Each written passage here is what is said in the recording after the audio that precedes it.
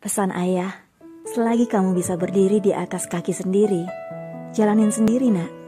Hidup kamu harus mandiri, karena orang lain belum tentu ada untuk kamu. Pesan ibu, siap tidak siap, kamu harus siap ya nak. Terima kenyataan, jalanin hidupmu sebagaimana mestinya. Satu hal yang harus kamu ingat, ibu tak selamanya ada untukmu.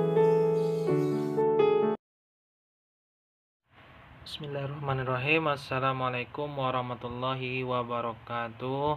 Alhamdulillahirrabbilalamin. Wassalatu wassalamu ala asrafil anbiya wa mursalin wa ala alihi wa sahbihi rasulillah ijmain amma ba'du.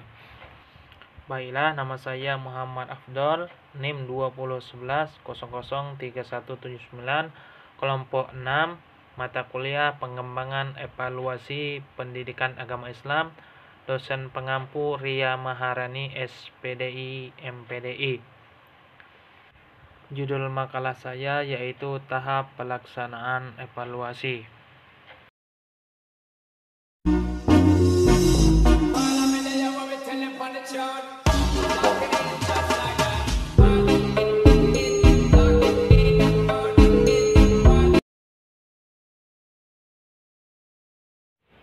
Baiklah teman-teman, langsung saja memasuki pembahasan, yaitu tahap pelaksanaan evaluasi proses pembelajaran. Adalah yang pertama penentuan tujuan, yang kedua menentukan desain evaluasi, yang ketiga pengembangan instrumen evaluasi, yang keempat pengumpulan informasi atau data, yang kelima analisis interpretasi, dan yang terakhir tindak lanjut. Masuki pembahasan pertama, yaitu menentukan tujuan. Menentukan tujuan evaluasi proses pembelajaran dapat dirumuskan dalam bentuk pernyataan atau pertanyaan. Ini salah satu contoh pertanyaan menentukan tujuan evaluasi. Salah satu contohnya yaitu apa strategi pembelajaran yang dipilih dan dipergunakan oleh pendidik efektif. Selanjutnya, apakah media pembelajaran yang digunakan oleh pendidik efektif? Selanjutnya, apakah cara mengajar pendidik menarik dan sesuai dengan pokok materi sajian yang dibahas, mudah diikuti dan berdampak peserta didik mudah mengerti materi sajian yang dibahas. Selanjutnya, masih banyak lagi pertanyaan-pertanyaan untuk menentukan tujuan evaluasi. Tergantung apa saja yang dibahas dalam menentukan tujuan evaluasi tersebut. Pembahasan selanjutnya yaitu yang kedua, menentukan desain evaluasi. Rencana evaluasi proses pembelajaran berbentuk matriks dengan kolom berisi tentang nomor urut informasi yang dibutuhkan, indikator, metode yang mencakup teknik dan instrumen, responden dan waktu. Selanjutnya, pelaksanaan evaluasi proses adalah pendidik mata pelajar yang bersangkutan. Pembahasan selanjutnya yaitu penyusunan instrumen evaluasi. Instrumen evaluasi proses pembelajaran untuk memperoleh informasi deskriptif dan atau informasi judgmental dapat berwujud lembar pengamatan untuk mengumpulkan informasi tentang kegiatan belajar peserta didik dalam mengikuti pembelajaran yang dilaksanakan oleh pendidik. Dapat digunakan oleh pendidik sendiri atau oleh peserta didik untuk saling mengamati.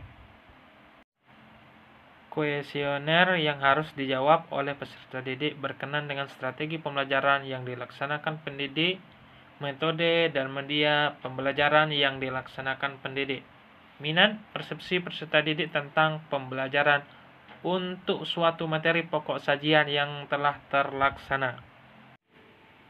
Baiklah, poin yang keempat yaitu D, pengumpulan data atau informasi.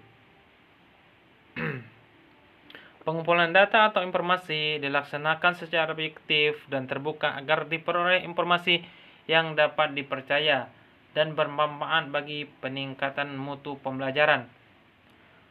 Pengumpulan data memerlukan langkah yang strategis dan juga sistematis untuk mendapatkan data yang valid dan juga sesuai dengan kenyataannya. Adapun teknik pengumpulan data di sini ada 4 poin. Yang pertama observasi, yang kedua kuesioner, yang ketiga interview, yang keempat dokumen. Baiklah, pembahasan selanjutnya yaitu pembahasan kelima, analisis dan interpretasi. Analisis dan interpretasi hendaknya dilaksanakan segera setelah data atau informasi terkumpul. Analisis berwujud deskripsi, hasil evaluasi berkenan dengan proses pembelajaran yang telah terlaksana. Sedang interpretasi merupakan penafsiran terhadap deskripsi, hasil analisis, proses pembelajaran. Poin yang terakhir yaitu F. Tindak lanjut. Pembelajaran tidak selalu berkaitan dengan teks materi. Tugas menulis, menghafal, atau bahkan dipenuhi dengan aktivitas ceramah guru, mengingat perkembangan teknologi sangat cepat, sehingga ke depan tuntutan zaman pun sangat kompleks. Evaluasi pembelajaran secara menyeluruh dan tindak lanjut dari hasil evaluasi harus dilakukan oleh guru secara konsisten. Disinilah urgensi adanya evaluasi dalam pembelajaran yang memang diharapkan mampu meningkatkan kualitas pembelajaran serta memberikan dampak positif kepada peserta didik.